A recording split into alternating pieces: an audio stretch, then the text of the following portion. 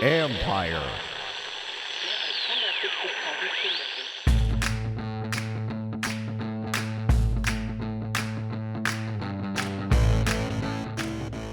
Hello and welcome to a group therapy session of my podcast from City Tap Restaurant in Ashburn at 1 Loudon. Happy to come out here, got some fans out here. Have a good show for you today. We got Gus Frerotte on the phone. Yes, I'm gonna ask him about the headbutt, but a lot more about being a young quarterback, playing in the NFL for so long. And then I'm gonna be joined by Chris Cooley, gonna break down some Dwayne Haskins, some Darius Geis, and any other issues with the Redskins. Chef Mel's gonna join us, Bram Weinstein's gonna join us. Got fans here gonna ask us some questions. So we got a lot going on for you tonight. So thanks for tuning in and let's get to it.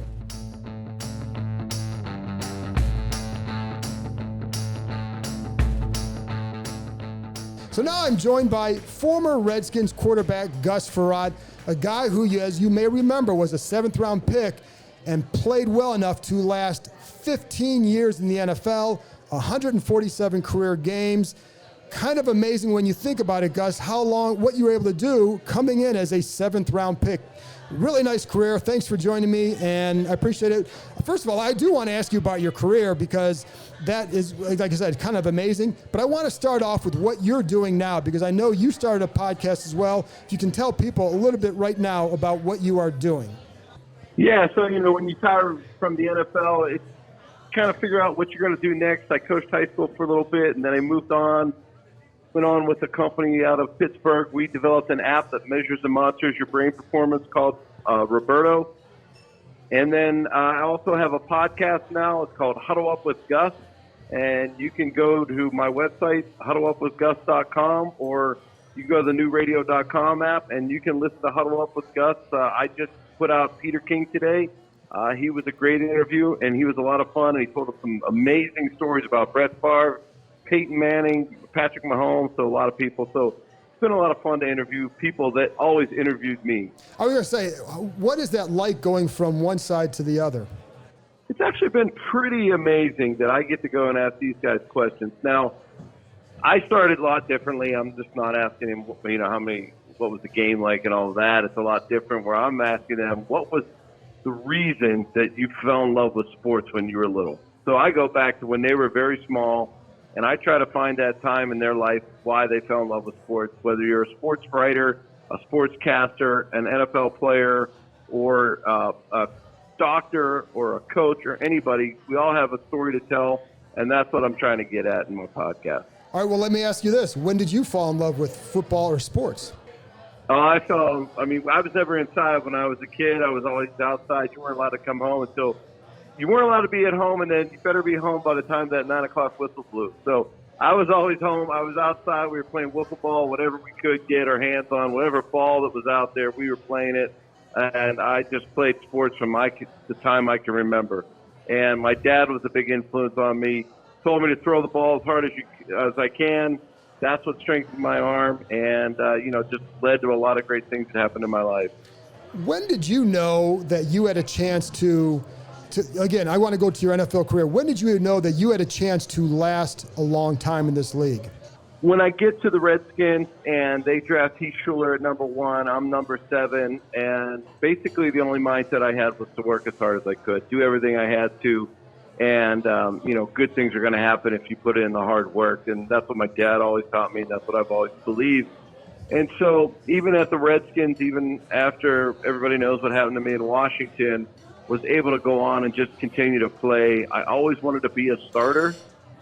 Sometimes it worked out, sometimes it didn't, but I enjoyed the game, and I just knew from the time that I was with the Redskins, and if you work hard, and I was given a talent, and I was able to showcase that talent when I got out in the field, and it was letting me play the game for a long, long time.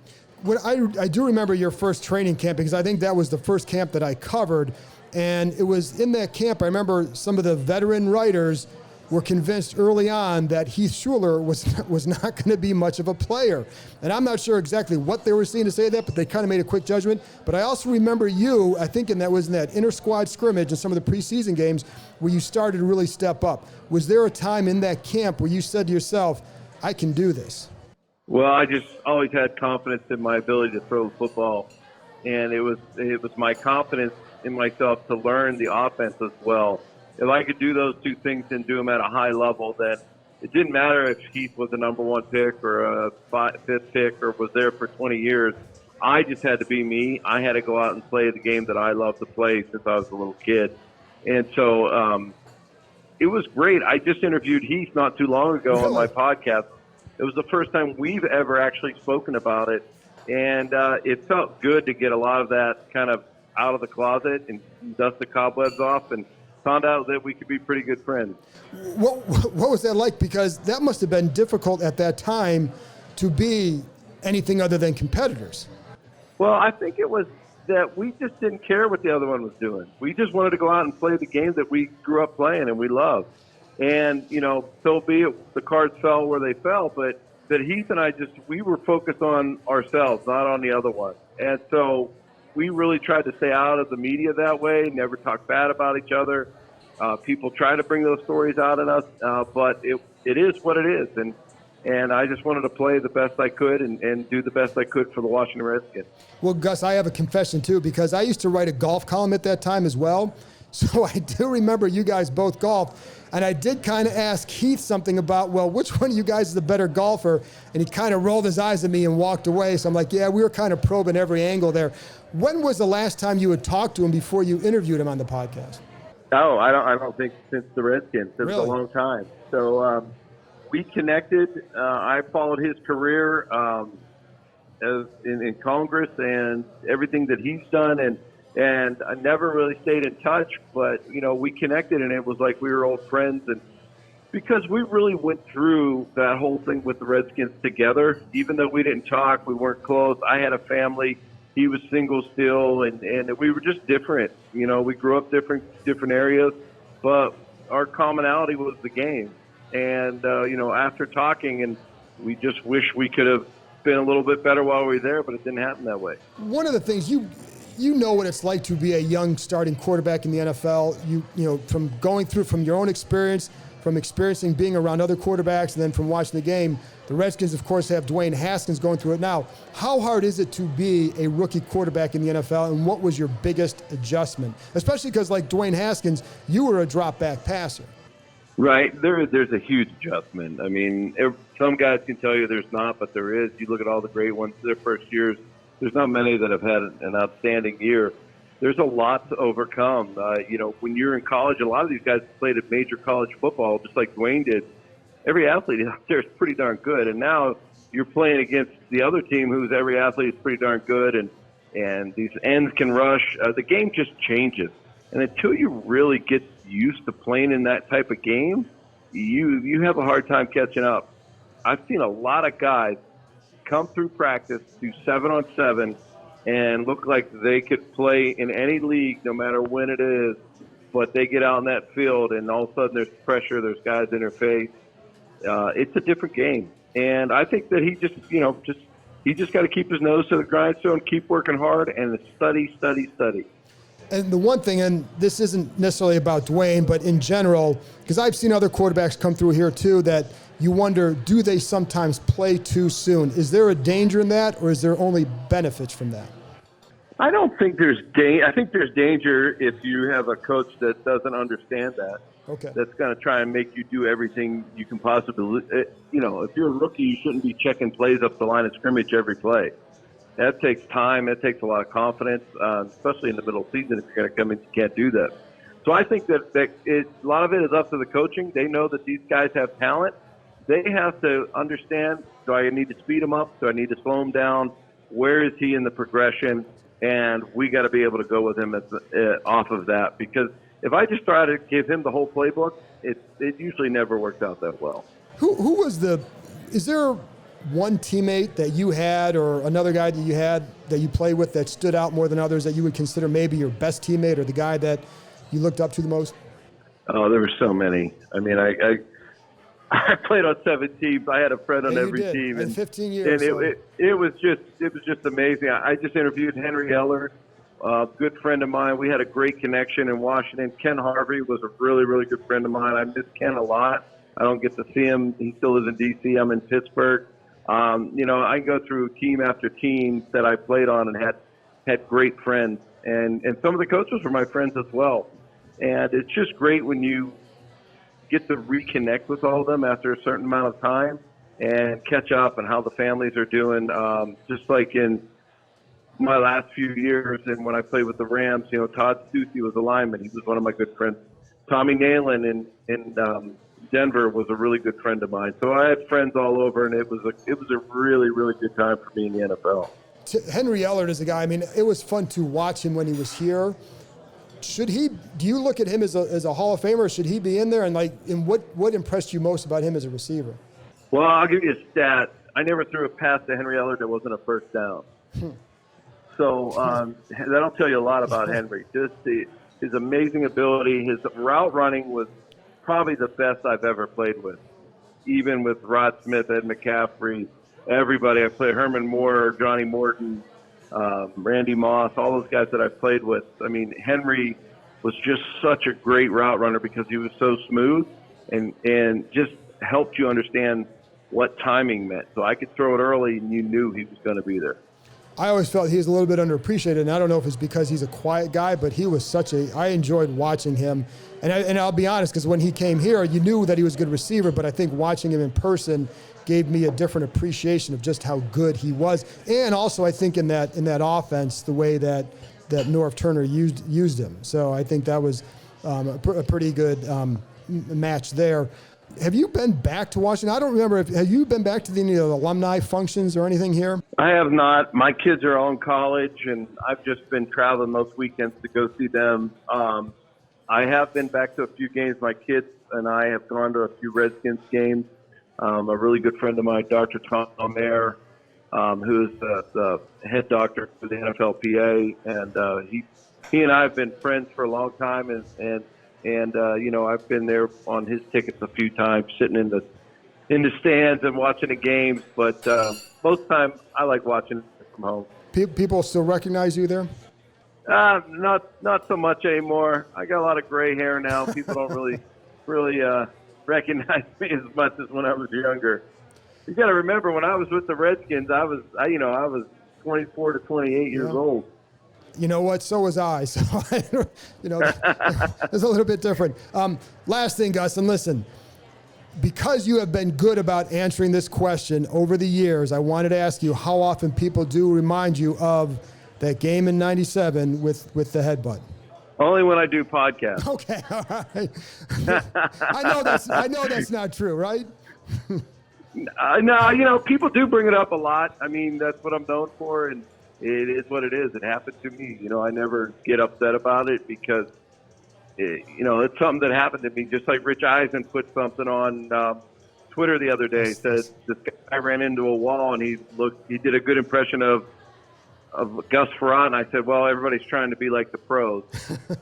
And it is what it is. It happened, and obviously if I could go back and redo it, I would, but I didn't, and you know what I mean? Like I tell my kids, I'll be on ESPN forever. Listen, there are worse things to be known for than being an NFL player who hit his head on a wall, I'll be honest. I don't know if you remember that, like a day or two after that game, David Elfin and I were talking to you outside, I think, the trainer's room. And I think you even said, I know in 15 years this is what people are going to talk to me about. Yeah, I probably said it in another 50 years, more like it. Well, I think that's the way it's running. But, last thing, though, is how do you look back on your career? Because, again, coming out as a seventh-round pick to last as long as you did is pretty impressive. Yeah, I look back, and I had a great career. I had an amazing wife. My wife, Ann, was so supportive of me. We were able to go all over this country and see so many things and get to play the game I loved for a long time because she was able to be a great wife, a great mother, and support me. And now I get to give back to her and let her go fulfill her dreams. And, we've been together almost 30 years now. So it's been a great career, and she's been a big part of it. And it's just amazing, the people I got to meet, the games I got to play in, the people I've got to play in front of, the fans all over the place. It's an amazing, amazing game, and you really can't describe it until you get out in that field and you play in front of 80,000 people. Gus, listen, I appreciate you joining me. It was fun to catch up with you, and I'm happy to hear that things are going well. And again, for anybody listening, it's Huddle Up with Gus. It's a fun, entertaining podcast. Give it a listen. Thanks, Gus. Yeah, I appreciate it. Huddle Up with Gus. Check us out. All right.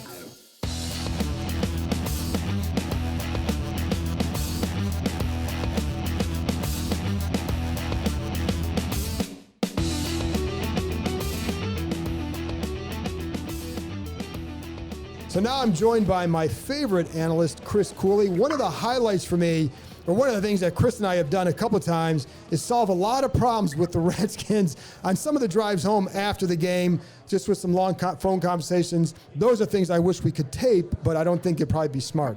But I always enjoy those kind of calls. So I want to bring Chris on to talk, obviously, about the Redskins. I want to go over some of Dwayne Haskins' game against the Jets and just what you thought, first of all, what you thought of his game in general. Yeah, John, thanks for having me on.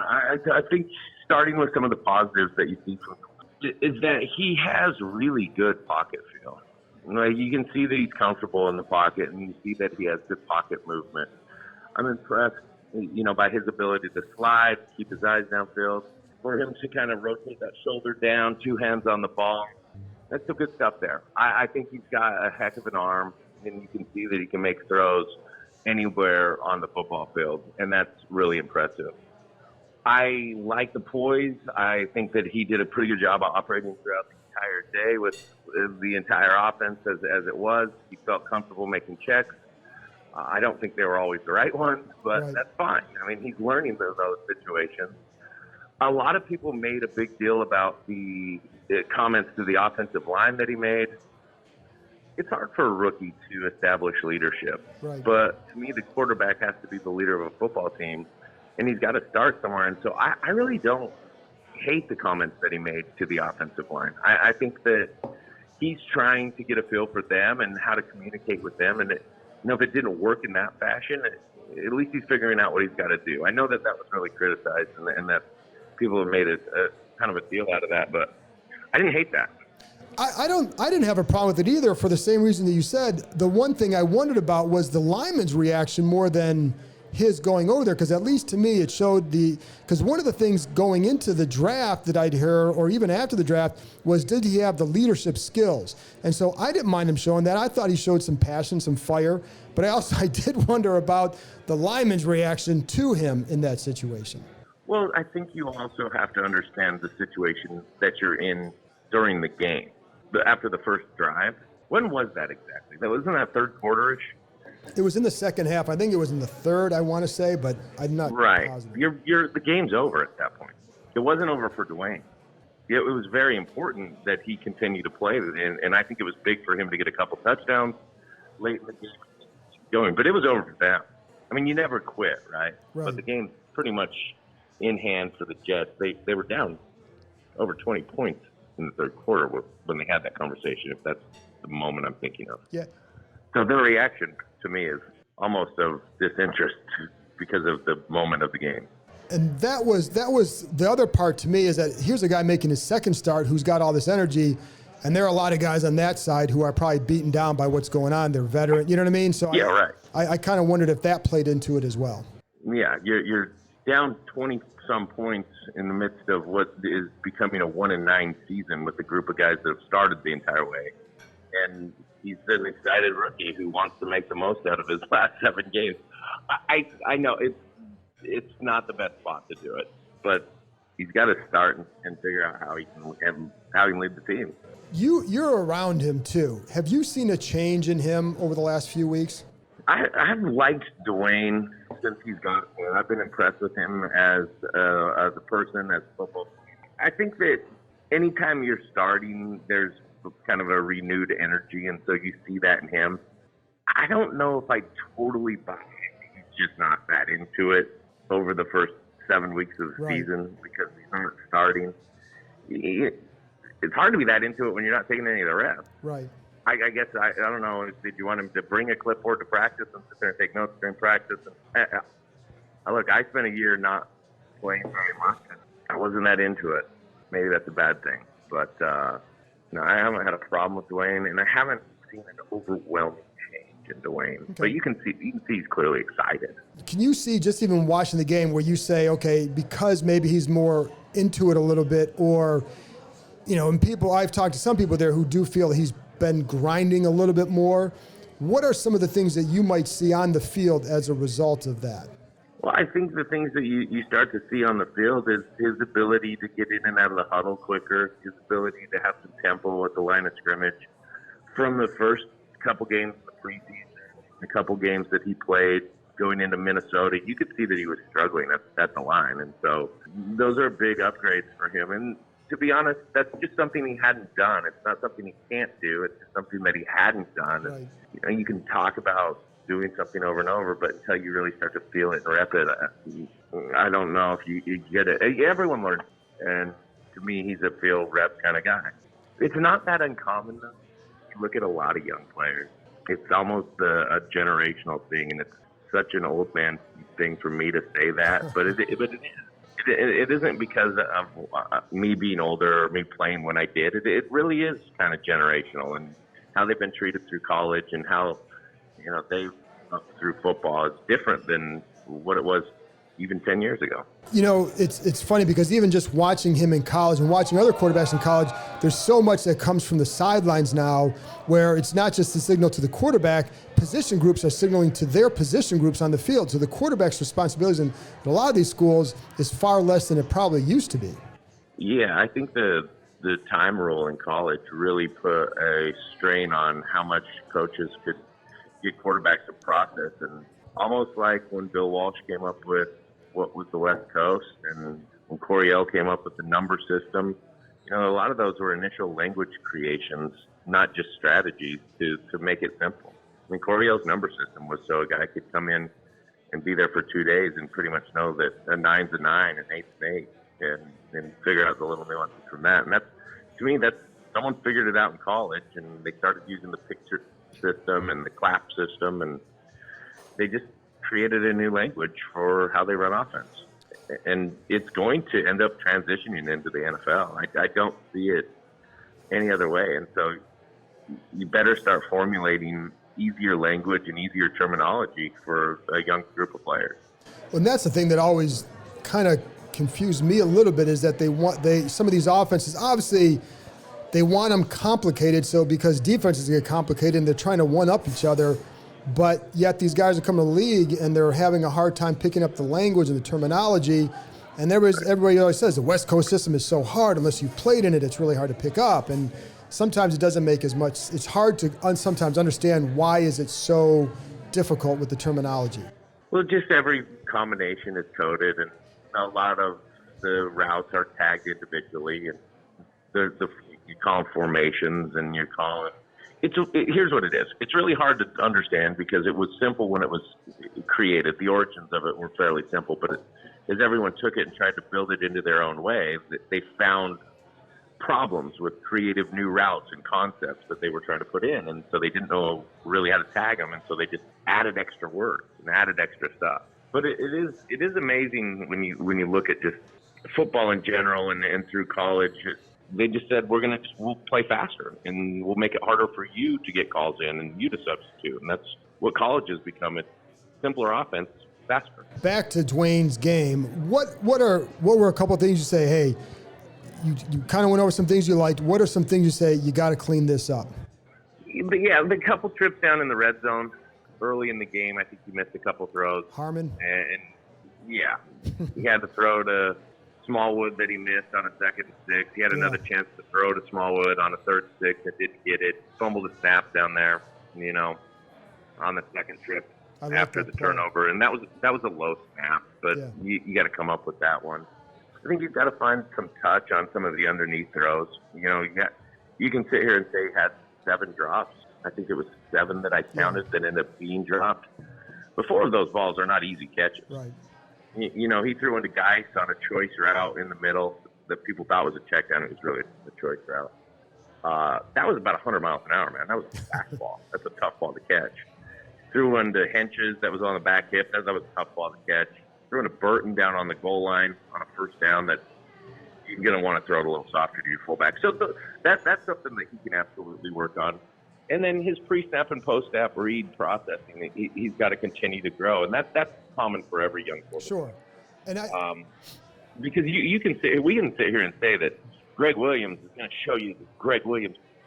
God, man, they cover 2 the entire game, or some variety of cover 2. But they were disguising stuff and then kept dropping into it. But they kept dropping into it. Correct. Every play. Yeah. So at some point you got to go, I know I'm getting cover 2 here. It's some fashion of 2. I don't know how they're getting to it, but they're giving me cover 2. And so, you adapt as the game goes on, and your pre-snap becomes more clear as you start to see what their D coordinator is doing. And then you feel out that post-snap a little bit better. And he makes some of the bigger plays. And it got him a couple times, Got him on an interception that, Trey could have helped him out. Trey kind of went back into the middle of the field. But Kelvin Harmon's sitting wide open out in space. Yeah. He still threw it into double coverage. But I don't have a problem with that pick. That's going to teach him to use his eyes. His receiver really should have came back out. He was expecting. I know he was blow up or a drop. He was expecting him to come back out. Yeah, I don't know why Trey was going back in. I've done that before. It's not a good thing to do as a receiver. You lose trust on those situations. But he'll get going. He's young. He's young, and you can see it. And he's green. And he missed a bunch of stuff. And to me, a young quarterback missing stuff is the best possible thing they can have. Sure. Listen, it's all about learning from him at this point. The other thing I wanted to ask you about, because this to me feels is probably the worst season I've ever covered, and that's saying a lot because of how long I covered this team. You went through some pretty bad seasons as a player here. What's it like for a player in a situation in a season like this? So for me, fortunately, the worst season that fell apart, and I was on the injured reserve, and so I didn't go into the meetings or some of the things I probably should have. I said a better teammate. But I didn't. I counted days. I think it's really interesting because everyone has the tanking conversation, and if you lose for the draft, you can't attempt to lose. You can't put your players in bad spots. That you can't do in the NFL because everybody's doing the job that they've grown up their entire life trying to do, and you don't want to quit on a year. The coaches don't either. At the same time, if we're 1-9, I promise you, I don't care if we win the next game as a player. It's nice, but I'm not going to celebrate it. It wouldn't have the impact. I would prefer to just have the team play really well than to have the team play poorly and win. Yeah, I would have, I think. Yeah, if we went back and we knew we played really played a great game and there's stuff to build from and grow from, and I'd rather do that than win ugly. Well, yeah, at 1-9. Yeah, well, I think playing well would be a major step up right now, don't you think? Yeah, playing well right now is going to be a major step up. Bill Callahan was out of character the way they played. I think it's out of character the way he wants them to play, but it's been right in character of how they played this season. Absolutely. Last thing I want to ask you about, last guy, what was your takeaway on Darius Geis? I thought Darius did a really nice job. I thought he made the most of some runs. He ran physically. He ran through contact, made a couple guys miss, ran over. Was it Miles, the safety, or yep. Yeah, and then obviously the big screen pass that he got his first touchdown. Didn't see a ton of guys, but I like the load management, as that's becoming a popular term in the NFL. That's exactly what you do with Darius, and you got a nucleus of some young guys. Obviously, you have a long way to go, but there's 15 guys on this team at a minimum that I think you build around in a big way. And Darius is one of them. You got to healthy, but he's one of them. Yeah, I liked what I saw for the exact same reason. I felt like he showed some of what they liked, which is the physical style, which is the game-breaking ability. And, he played with some energy, too. And I think down the stretch, it's going to be fun to see when guys play with some kind of energy. So, Chris, listen, I appreciate you as always coming on, and I always love your insight. So thanks a lot for joining me. Yeah, Tom, thanks for having me. Have a good one, buddy. All right, Have thanks, fun. man.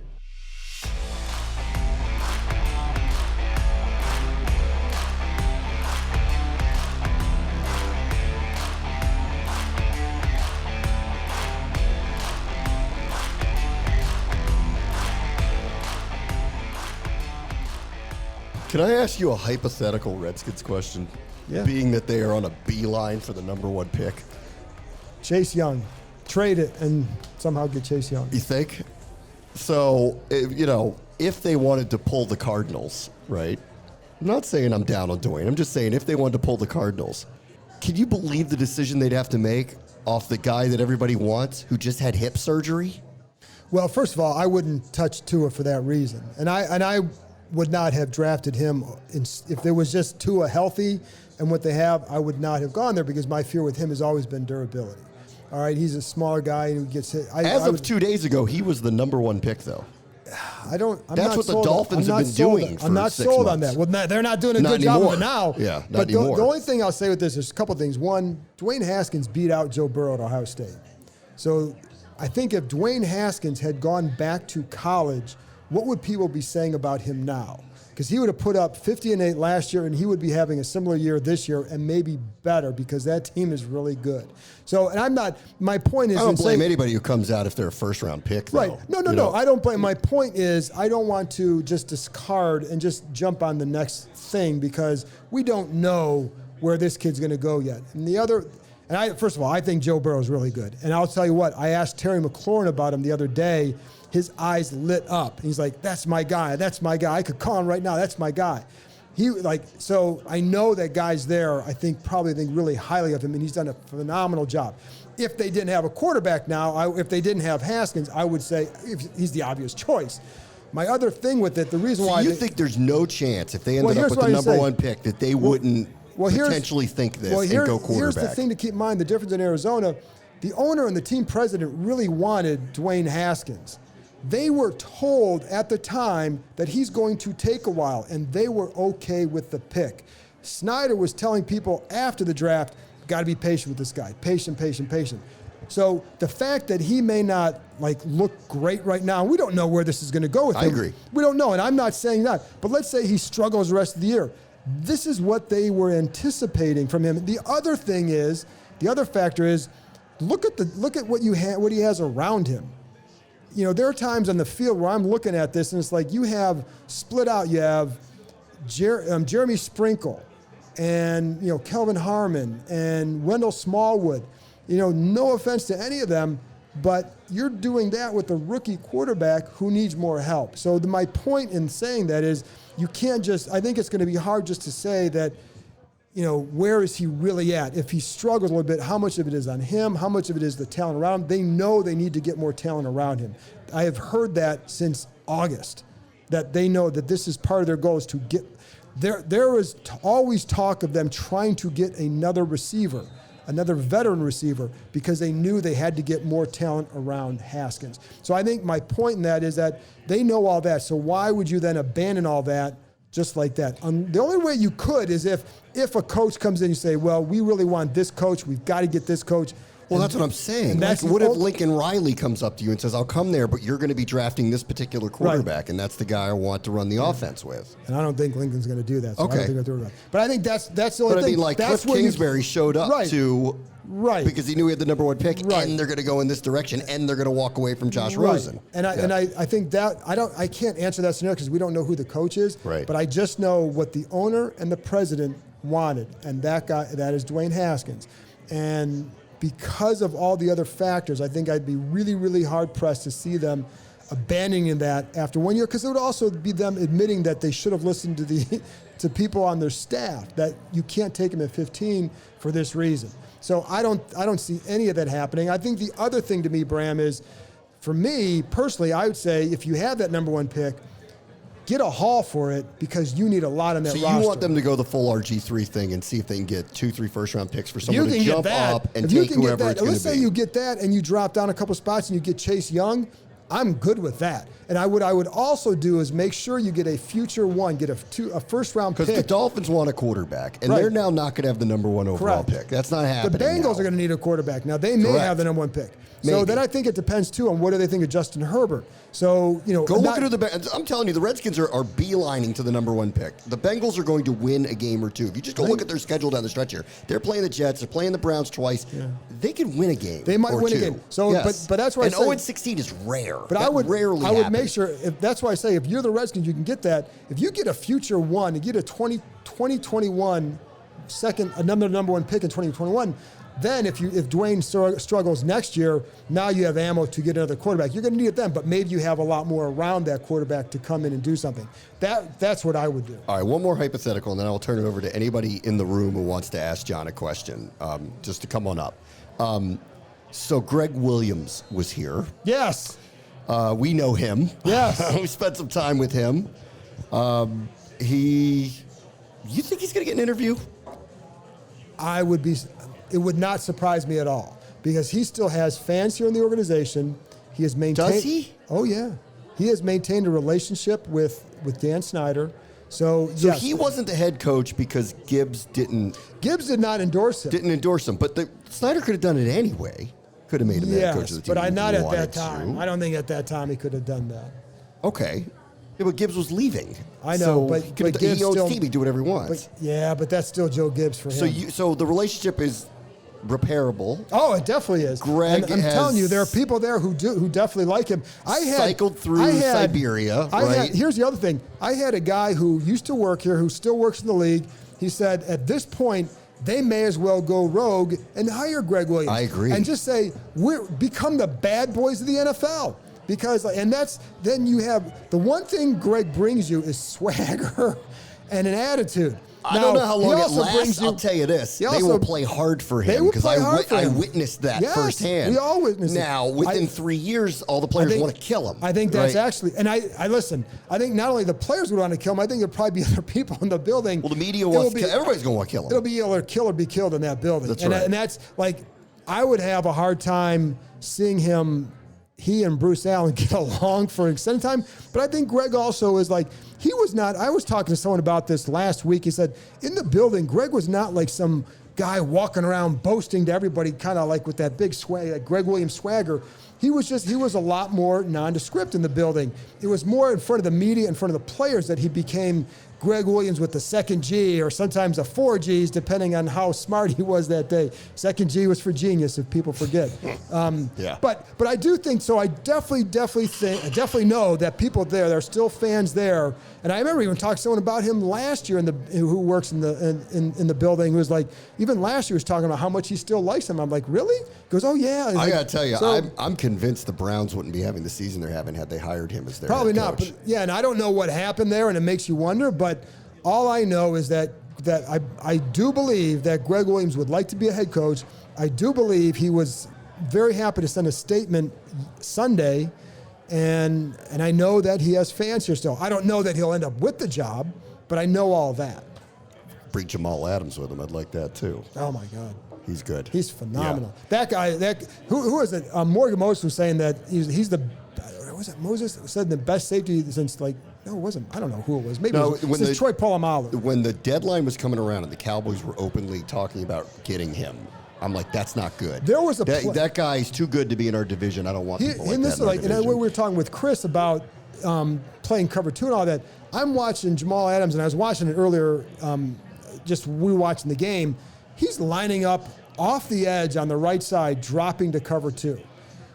You don't see that happen very often where a guy has knowing that, because you have to have the sense and the timing of when to get back there. And the other, I used to see, Sean Taylor would do that stuff, right? And it was always remarkable because you have to know when do you get back out there. When you can't leave too soon if your goal is to confuse the guy, but you still got to get back there. And then I think the other thing he has is the instincts, and he's a blast to watch. Well, I mean, after seeing him now, I see why he got so mad about the Jets talking about trading him. Because he's close. Like, I know how good I am. What is wrong with you people? And everybody else should know too. He's phenomenal. Yeah, what are you guys doing? All right, anybody in the room? Do you guys have a question for John? Do you guys want to ask a question? Come on up. Yeah, come on up. Come on up. Say your name first, please. Greg Romano. Hello, Greg. Okay. Let's say they can't find anyone to do a big trade, but they do something like the Mitch Trubisky one where they get something to drop down 2 or 3 spots. Asking about the draft because, that's the whole point at this point. The positive point at this point. Okay, so let's assume Chase Young's gone, and the draft boards stay similar to now, such that there's a corner, a tackle, and a wide receiver in the top 5 of most people's draft boards. Correct. Which one do you go for? I'm going to chicken out a little bit and say it's going to depend on free agency because I think they absolutely want playmakers at receiver for Haskins.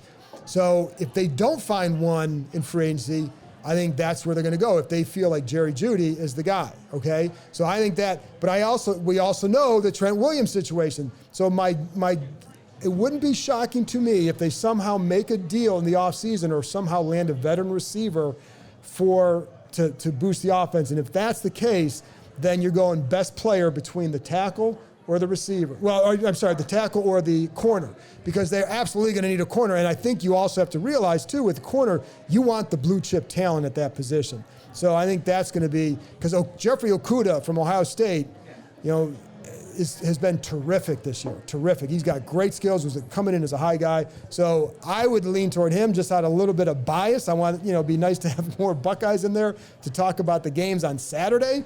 But he's phenomenal, but I think that's what I would look at. So my guess is receiver may come in free agency or in the offseason somehow. Who makes that trade? Bruce Allen? Of course. So you think there's no chance?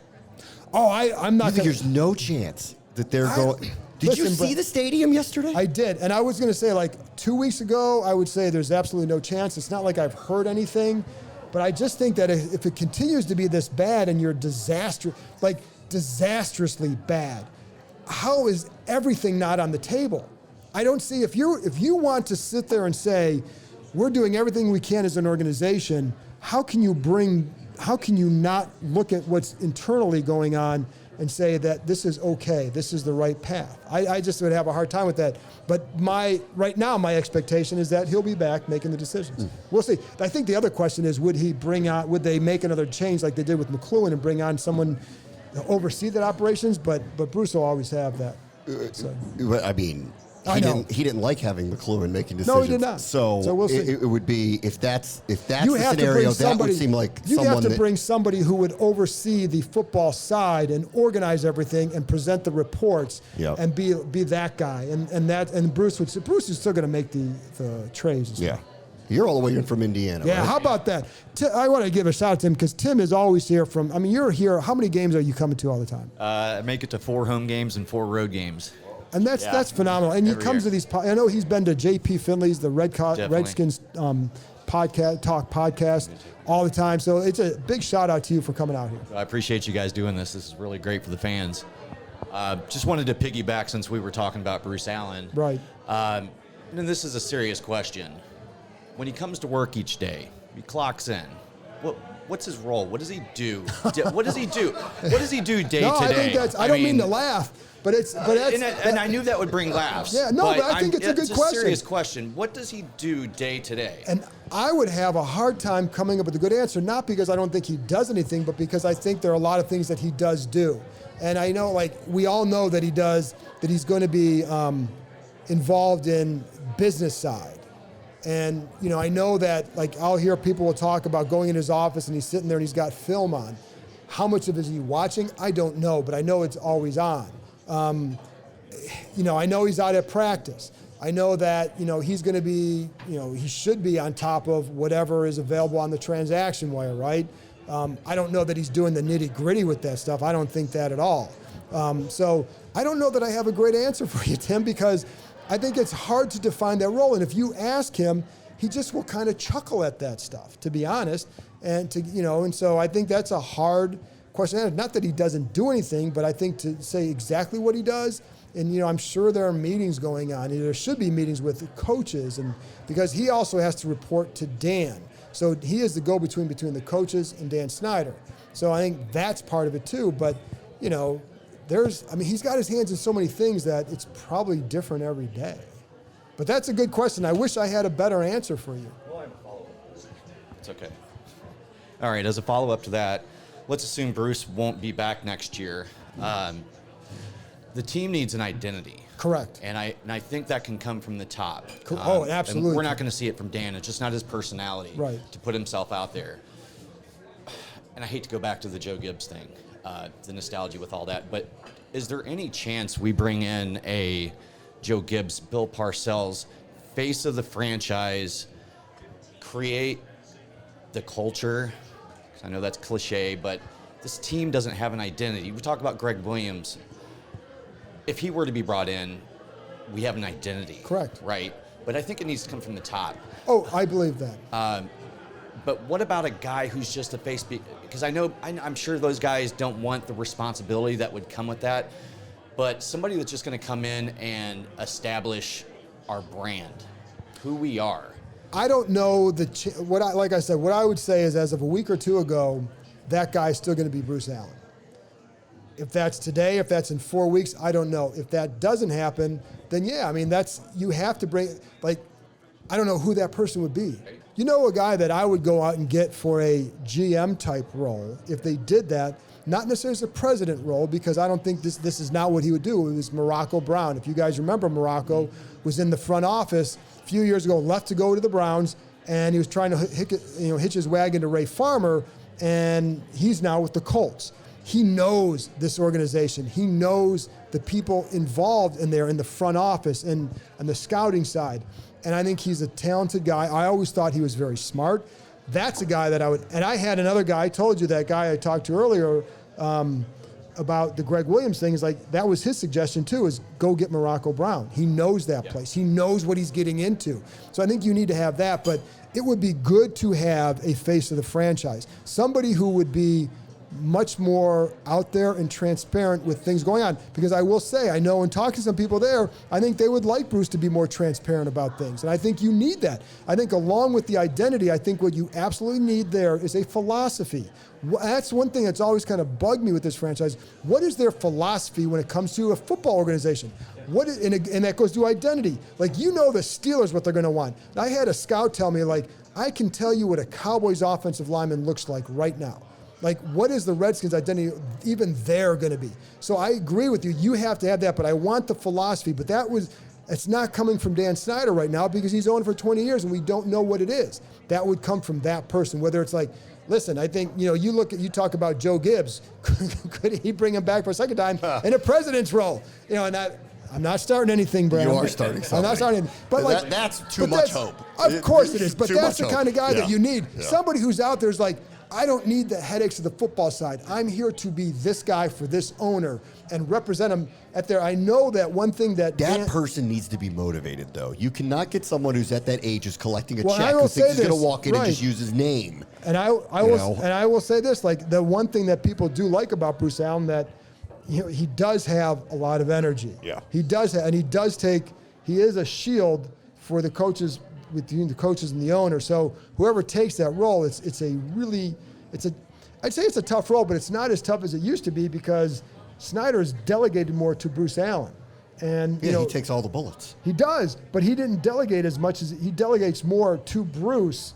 And like Bruce also doesn't dodge any of the bullets. No, he doesn't. Takes them. He does take them. That's right. And so that's part of the job. But to your point though, is I would like to see a philosophy, a blueprint here for what do you believe in as an organization? What is your belief in how things should be run? What kind of personnel do you want? What kind of team do you want? And I think they kind of vacillate so much. Well, this didn't work. Let's try this.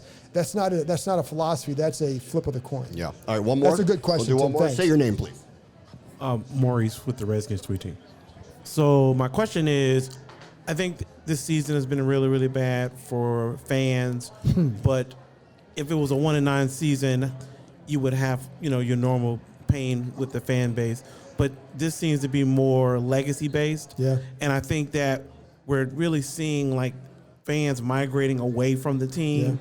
Yeah. And it's almost like this battle line has been drawn between the fan base and the team, more broadly, specifically with Bruce Allen, who's really gotten like the lion's share of the negative attention from the fans.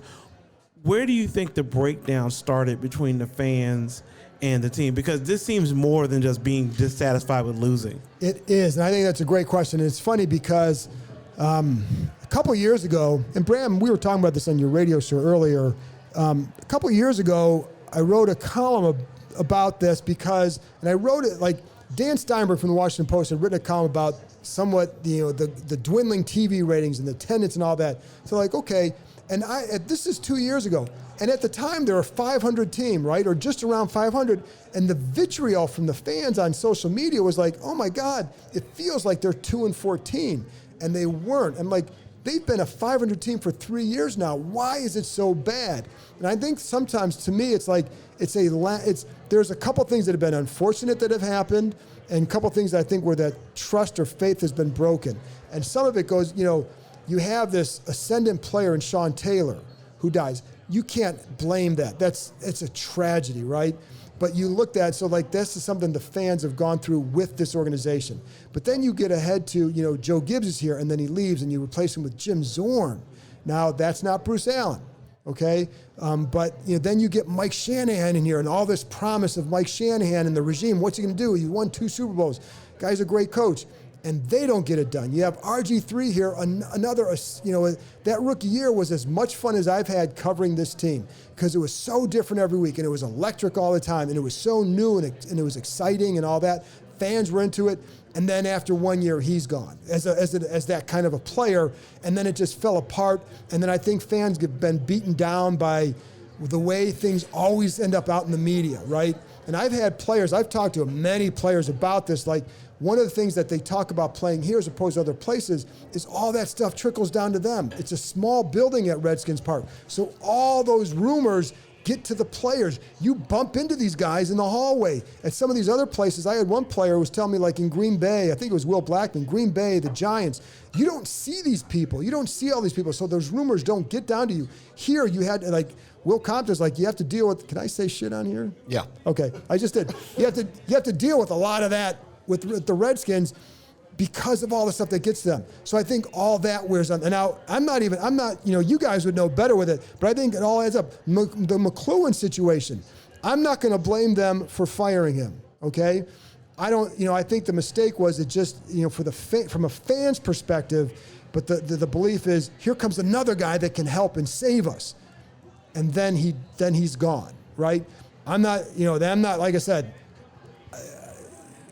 I'm not blaming them for what they did. I think the way it was handled was bad, but I think there was another loss for the fans to say another guy that you thought could come here and do something and help, the fan base and help this team get back didn't come through. Kirk Cousins, all the stuff with him, however good you think he is, I think that was a factor too, because here's a guy that was at least a good quarterback and he's here and he can't get it done and he's on the tag and then it's like, then you have a year and a half of, does Kirk even want to be here? Well, why doesn't he want to be here? What's wrong with this franchise?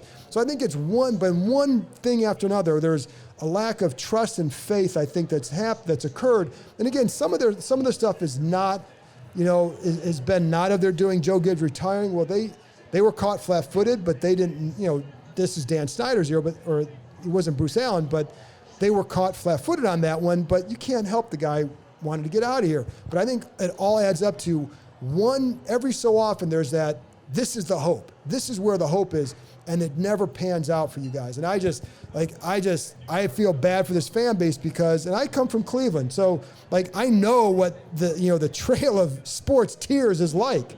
And it's hard. And when I have to I don't root for the Browns anymore, but my son does. And when he was a kid, I kept telling him, I can't give this kid any hope because I don't see it for them. And so what do you tell them? I don't know. And I think I just feel bad for this fan base because it is passionate. People still care. They keep saying, I'm going to root for this team.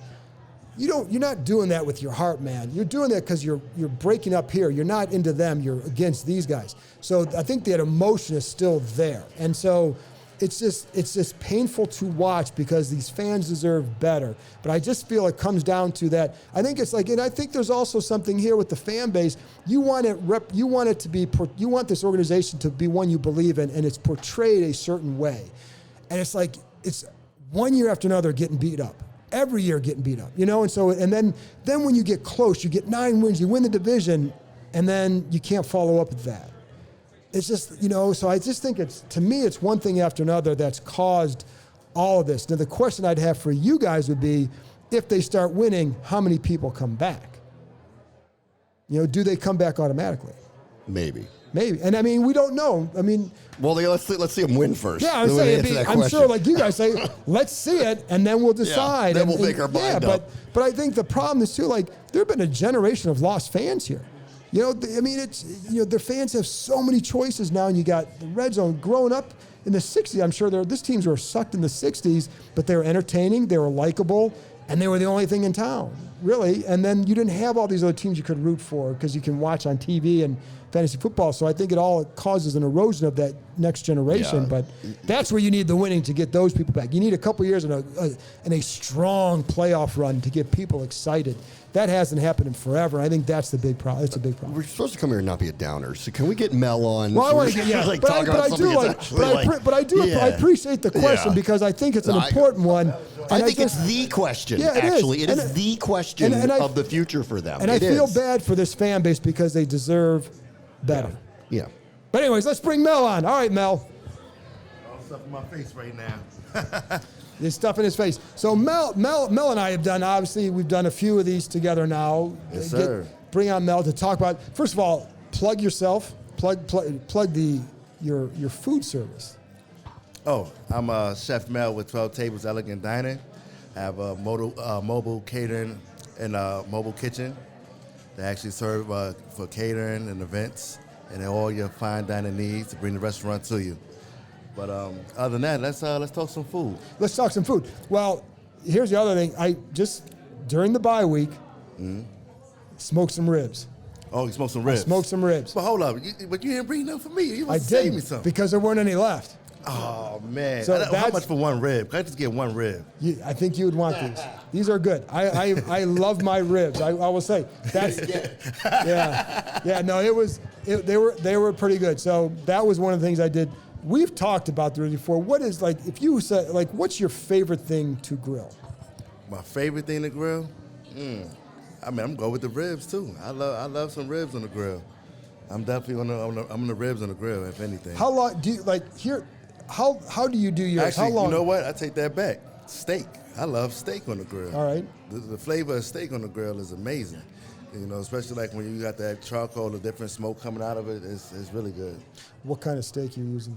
Oh man, you gotta go with the ribeye, man. Oh yeah, that's you know, you want that ribeye, you want that marble, you know.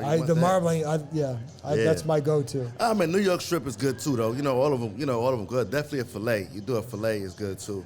Like I said, it's different cuts, whatever your preference is. But I like them all. What's your big steak tip for people listening? Don't cook it all the way well done. Never. I'm not gonna eat it. But don't never cook it all the way because you want to sit here and have like at least about medium and let the steak rest. How long do you let it rest? As long as I can before I want to sit here and eat it. Okay, well, because I've seen some people say let it rest for a half hour. It gets Yeah. So how long? Half hour, man. You're gonna have an amazing steak for half an hour, man. It's hard for me to resist it for a half hour. I'll be honest. I mean, it's like having bacon. Once you cook bacon, what you gonna do? You're gonna eat it right away. Yeah. You taste a little piece of bacon, you're gonna tear it up. I'm happy if I can get to about 15. I'll be. I got you going at 10 minutes. I can guarantee there's been 10-minute ones.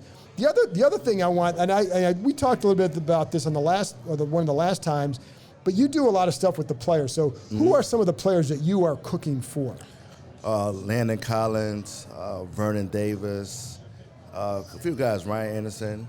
I'm gonna select a few guys I say here because they want to take care of their body. All them guys, they like to really be into their body. So what you put into your body, like what you eat, is very important. Especially during games, you want to make sure you don't get no inflammation, things like that. You want to really make sure that you're really eating great food, healthy. How different are they as far as the meals you're preparing? Because they're not all going to have the same taste. So how different are they? No, they about the same. Everyone is going for really clean, a lot of super greens, things like that. Just want to cut down on some of the. What's Landon's go-to meal? He loves some fish. What kind? Sea bass. He's big on the sea bass. Yeah. And what about Vernon? Vernon like a little variety. They like vegetables, like a little different things. I'm getting to kind of fill him out a little bit more, but he really like just healthy food. And who's the pickiest? I mean, nobody's really picky. They just got their preference on what they really like and what they want as far as what dish they like the most. Do any of them eat red meat at all, or they stay away from that? No, they stay away from that red meat, man. I mean, I don't have to. Which is good because you don't want to do the red meat at this time when you're playing. And with Landon, with the sea bass, how do you prepare that? I prepare that. I pan-sear it and I put a little bit of garlic sauce on there. Different flavors I have on there. I do like General Tso's, I got it so many different ways I cook it. So I do it like an orange zest. I put on there. Depends on what other sides I'm actually making with it too. Sometimes I do like he loves green beans, so I do like with green beans, or I do it with what else? The vegetable I got. Because he don't really different. He's really picky with his vegetables. Like he only eats certain vegetables. So I have a select few I actually make for him. With that dish. Do you make some Brussels sprouts? No, I don't. Well, because you can't make them right and have them be tasty. Well, you know what? He don't eat Brussels sprouts and he don't eat broccoli. Really? Yeah. Well, you know what? I take that back. I actually snuck a little bit of pieces of broccoli in some of his dishes. Okay. How often are you cooking for those guys? Every day. For all those guys? Well, some of them guys is like depending on when they need me and stuff, but majority of the time, like Lana every day. You enjoying that? Yep. All right, Mel. Listen, always fun. Hey, always fun. Hey, thank you, Bram. Usually Mel and I end up talking in his car when it's cold out. So it's just to get away from the riffraff in the media room. But so I enjoyed being out here at City Tap talking to Mel. Thanks a lot for joining us. Yes, sir. All right. All right. You got to say goodbye, John. Oh, I got to say goodbye, folks. Anyway, thank you guys for coming out. I really appreciate it. I really hope that things get better for you guys because you guys deserve it. Thank you very much to Gus Frerotte for joining me, Chris Cooley, Chef Mel, and thank you to City Tap for hosting us.